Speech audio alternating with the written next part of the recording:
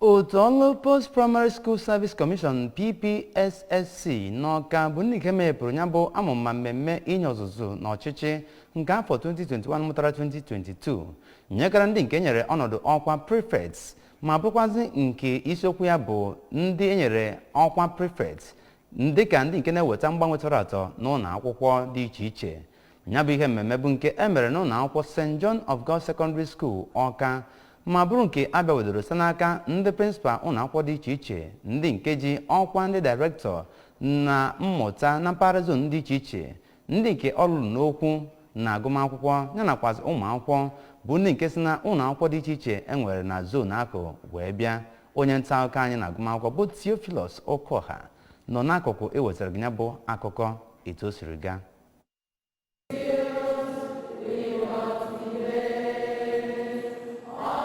Onye kọmishọna na-ahụ maka mmụta ọkammụta Ngozi Chuma Ude ka ọ na-agbape ya bụ ọgbakọ mmụta maka ndị enwere ọrụ ebo prefect n'ụlọ akwụkwọ kelere ndị nkụzi maka agbammbọ ha ịhụ na ha na-akụzi nkụzi otu o kwesịrị tụmadị ịhụ na ehibere ya bụ ọgbakọ. Kọmishọna Ude doziri ndị arọpụtara dịka ndị ndu ụlọ akwụkwọ ụmụ akwụkwọ ka ha lụọ ọrụ dịka o kwesịrị dịka ndị na-egosi ezi ihe nlereanya. Na mbụrụ ka ọ na-ekwu okwu iji mepee ya bụ ọnọdụ, onye bụ executive secretary nke PPSSC Ọka Oriakụ Ndidi Oranusi nakwa onye isi oche nke ya bụ ọgbakọ Dọkịta Bruno Ibekilo kwuru na ịbụ onye ndu maọbụ onye ọchịchị bụ akparamagwa nke a ga-azụpụta bụ nke ga-enyekwa aka ịhụ na enwere ezigbo mkparịta ụka n'etiti ndị nkụzi na ya bụ ndị ndu. N'ozi nnabata ya, onye zonal director nke PPSSC Agwata Zone Oriakụ Chinyelu Motu kọwara na a rọpụtara ndị mara nke ekwe na-akụ na nkụzi maka ịbụ ndị isi site n'ebe dịgasị iche iche iji hụ na ha mere otu o kwesịrị ma duzie ndị niile bịara na ya bụ ọgbakọ ka ha chee ntị ghọrọ ihe niile a ga-akọwa ka ha wee mụta ezigbo ihe. O kelere ya bụ ndị arọpụtara bụ ndị prefect nke ụlọ akwụkwọ dịgasị iche iche ma duo ha ọdụ ka ha bụrụ ndị ga-egosipụta ezigbo akparamagwa. Onye prịnsịpal nke ụlọ akwụkwọ CSS Akpo Oriakụ Ngozi Madueke, Dọkịta Nkechi Udeze onye dairektọ nke Kennedy K Library, Maazị Lawrence Emele onye prịnsịpal nke Agwata High School nakwa Dọkịta Loisius Umodika onye na-akụzi Igbo na ụlọ akwụkwọ Mahadum Unizik so na ụfọdụ ndị bụ ndị kụziri ihe na ya bụ ọgbakọ ọmụmụ ihe. Enwere ajụjụ na azịza tinyere ịṅụ iyi bụ nke onye duziri ya bụ Reverend Canon Emmanuel Ọnụ bụ ụfọdụ n'ime ihe mere na ya bụ ọgbakọ. Theophilus Okoha maka akụkọ ụwa ABS.